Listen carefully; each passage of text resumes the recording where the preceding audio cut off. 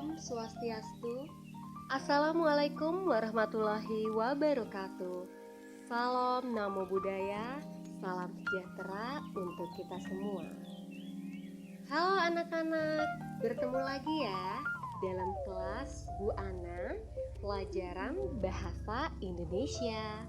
Senang sekali pada kesempatan kali ini Ibu bisa kembali menemani Anda belajar secara daring pelajaran Bahasa Indonesia kelas 11 ya. Nah, anak-anakku, karena yang namanya kita sudah turun ya, jadi levelnya. Nah, maka dalam proses pembelajaran setengah kita lakukan dengan tatap muka di sekolah, dan setengah lagi kita masih melakukan pembelajaran secara daring. Makanya Ibu mengemas video pembelajaran ini untuk mempermudah Anda belajar dari rumah. Anak-anakku, karena setengahnya lagi pembelajaran kita lakukan tentunya bertemu tatap muka di sekolah, maka kalian harus ingat ya protokol kesehatan, yakni 3M. Menggunakan masker, kemudian yang kedua mencuci tangan, dan yang ketiga menjaga jarak, jangan nempel-nempel. Oke anak-anakku ya, walaupun setengah lagi kita harus melaksanakan pembelajaran secara daring, kita harus tetap semangat belajar, pokoknya terus belajar, karena hidup itu nggak berhenti, terus jalan nak, dan kita harus mempersiapkan masa depan kita. Baiklah anak-anakku ya, kali ini Ibu akan menyampaikan sebuah materi yang Ibu ambil dari kompetensi dasar 3.4, yakni menganalisis struktur dan kebahasaan teks eksplanasi. Tujuan pembelajaran kita hari ini melalui pendekatan saintifik dengan menggunakan model pembelajaran Discovery Learning, peserta didik dapat menganalisis struktur ya dan kebahasaan teks eksplanasi dengan kreatif selama proses pembelajaran dan percaya diri serta pantang menyerah. Nah, jadi setelah Anda nanti tentunya menonton video pembelajaran Ibu, kita akan melakukan pembelajaran dengan pendekatan saintifik dengan menggunakan model pembelajaran Discovery Learning. Seperti apa? Makanya ikuti dulu video pembelajaran ini anak ya. Oke anak-anakku, teks eksplanasi ya, mengingatkan Anda pada pembelajaran sebelumnya. Jadi eksplanasi adalah penjelasan yang berhubungan dengan fenomena alam dan sosial anakku. Masih ingat? Sudah kembali muncul ingatannya? Struktur teks eksplanasi anakku. Yang pertama, identifikasi fenomena. Yang kedua, rangkaian kejadian. Yang ketiga, interpretasi. Nah, anakku, identifikasi fenomena nih. Jadi bagaimana kita tahu sebuah penggalan paragraf bisa dikategorikan sebuah identifikasi fenomena? Nah, identifikasi fenomena itu adalah gambaran umum. Jadi nanti kalau Anda bikin teks eksplanasi atau menganalisis ya, namanya sebuah struktur eksplanasi, bagian mana yang berupa gambaran umum, itulah yang namanya identifikasi fenomena. Kemudian yang kedua, ini ada ya namanya rangkaian kejadian. Jadi gimana kita tahu sebuah penggalan itu masuk dalam kategori rangkaian kejadian? Dia adalah karakternya berupa kalimat ya, proses terjadinya, entah itu secara kronologis ataupun kausalitas. Misalnya, kalau kronologis itu kan hal yang berhubungan dengan waktu. Kenapa bisa terjadi yang namanya gempa bumi? Nah, awalnya gimana? Kemudian lalu penggunaan konjungsi kronologis itulah menandakan bahwa penggalan paragraf tersebut merupakan bagian dari yang namanya rangkaian kejadian. Kemudian tahap yang terakhir adalah interpretasi nih anakku. Jadi ini adalah mengomentari konsekuensi ya. Sifatnya opsional, tidak wajib. Jadi dia seperti menegaskan kembali yang namanya apa yang sudah dipaparkan sebelumnya. Setelah struktur, kita akan melangkah pada yang namanya ciri kebahasaan teks eksplanasi. Yang pertama, penggunaan kata denotatif. Yang kedua, penggunaan konjungsi kronologis dan kausalitas. Tiga, kata ganti untuk fenomena kata benda. Yang keempat, hal umum ya. Yang kelima, penggunaan istilah atau kata teknis banyak juga digunakan. Dan yang keenam, penggunaan verba material dan relasional. Verba material masih ingat ya? Itu adalah materi yang sudah disampaikan di teks eksposisi waktu kalian masih duduk di kelas 10. Yang ketujuh, penggunaan kalimat pasif. Dan yang kedelapan, eksplanasi ini dibuat untuk justifikasi anakku.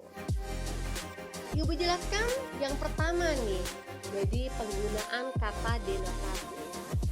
Coba kalian perhatikan kalimat ini. Jadi kalimat satu, anak-anak mari kita menutup mata.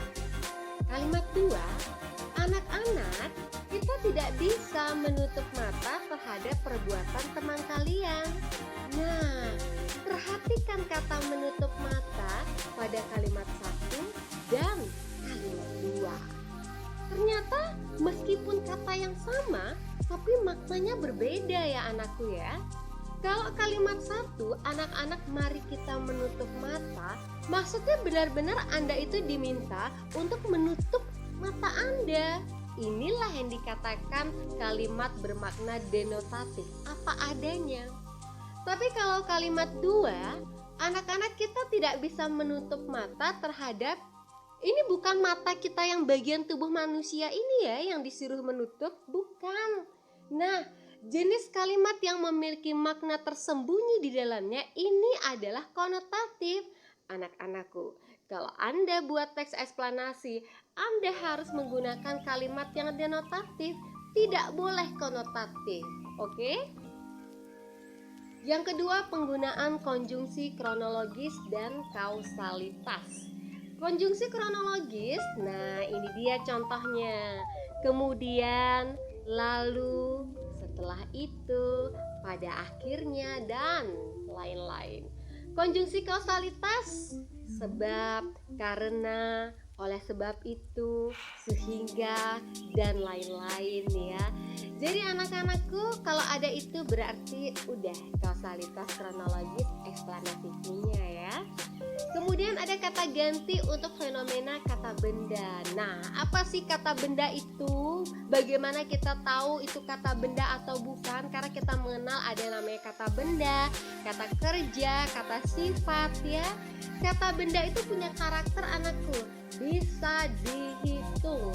Nah, nama kerennya nomina. Jadi itu untuk menentukan dia kata benda. Kemudian eksplanasi juga berupa hal umum ya, misalnya saja Gunung Merapi. Jadi hal-hal umum, bukan hal khusus dia. Berikutnya kita akan bicara mengenai penggunaan istilah atau kata teknis. Teks eksplanasi karena dia berbicara tentang yang namanya fenomena alam sosial, maka banyak menggunakan yang namanya istilah atau kata teknis anakku. Terus bagaimana kita tahu sebuah kata bisa dikategorikan istilah? Terkadang masih banyak yang bingung ya. Yang pertama anakku, untuk menguji apakah kata tersebut bisa kita kategorikan istilah atau tidak, coba deh perhatikan, apakah kata tersebut memiliki makna khusus? Nah, karena kalau istilah itu harus punya yang namanya kata-kata khusus. Kemudian yang kedua, bisa digolongkan dalam kajian ilmu tertentu. Coba perhatikan contoh kata ini. Makan, erosi. Kalau dikasih kata makan, apa sih itu makan? Nah, nggak perlu didefinisikan ya. Makan ya udah, memasukkan sesuatu ke dalam mulut itu namanya makan. Tapi erosi, ternyata harus dicari tahu dulu maknanya. Penyikisan permukaan bumi. Jenis kata erosi inilah yang dikatakan sebuah istilah. Nah, jadi makan itu bukan istilah, erosi ya itu adalah istilah ya. Dan dia bisa digolongkan dalam kajian ilmu. Berikutnya, kebahasaan penggunaan verba material dan relasional. Apa itu verba material? Masih ingat pelajaran kelas 10 teks eksposisi? Verba material adalah kata kerja ya yang berupa tindakan fisik. Misalnya memukul, kan perlu fisik itu. Jadi jenis verba seperti ini, verba itu kata kerja, termasuk verba material, dan eksplanasi banyak menggunakan jenis verba material. Selain itu, verba relasional juga sering digunakan dalam teks eksplanasi. Apa verba relasional? Bagaimana kita tahu sebuah verba dikatakan relasional? Karakter verba relasional ini adalah penghubung subjek dengan pelengkap. Misalnya, kata adalah dan merupakan. Jadi biasa kan sebuah pola SPO, ini SPPL. Misalnya nih ya kalimatnya yang berupa verba relasional. Tsunami adalah fenomena. Nah, tsunami subjek, fenomena adalahnya predikat, fenomenanya pelengkap ya. Itu adalah kalimat verba relasional. Berikutnya kita akan belajar mengenai kebiasaan kalimat pasif. Tentu ini sudah tidak asing karena kita kenal kalimat aktif, juga kenal kalimat pasif. Karakter dari kalimat pasif, predikatnya itu di anakku. Misalnya dibelokkan. Cahaya dibelokkan. Nah, itu adalah kalimat pasif. Kemudian yang terakhir ya, kebiasaannya adalah eksplanasi dibuat untuk justifikasi. Maksud justifikasi ini adalah alasan ya, kenapa bisa terjadi sebuah fenomena. Oke lah anak-anakku, demikian yang dapat Ibu sampaikan. Kalau ada pertanyaan, ada yang kurang jelas, silahkan bertanya dalam kolom komentar di YouTube ya. Ibu akan tentunya semaksimal mungkin berusaha menjawab pertanyaan Anda dengan baik. Terima kasih perhatiannya. Kita akan lanjut tentunya pada pertemuan ya untuk membahas mengenai analisis nih. Jadi lebih khusus untuk menganalisis sebuah teks eksplanasi, struktur dan kebahasaan ya anakku. Itu dia tugas Anda. Akan Ibu lampirkan sebuah teks eksplanasi dan kalian silakan analisis struktur dari teks eksplanasi tersebut dan juga analisis kebahasan apa yang termuat dalam teks eksplanasi yang Ibu lampirkan ya dengan video pembelajaran ini. Baiklah anak-anakku, demikian Ibu tutup dengan Om Santi Santi Santi Om. Wassalamualaikum warahmatullahi wabarakatuh. Salam Namo Buddhaya, salam sejahtera untuk kita semua. Terima kasih.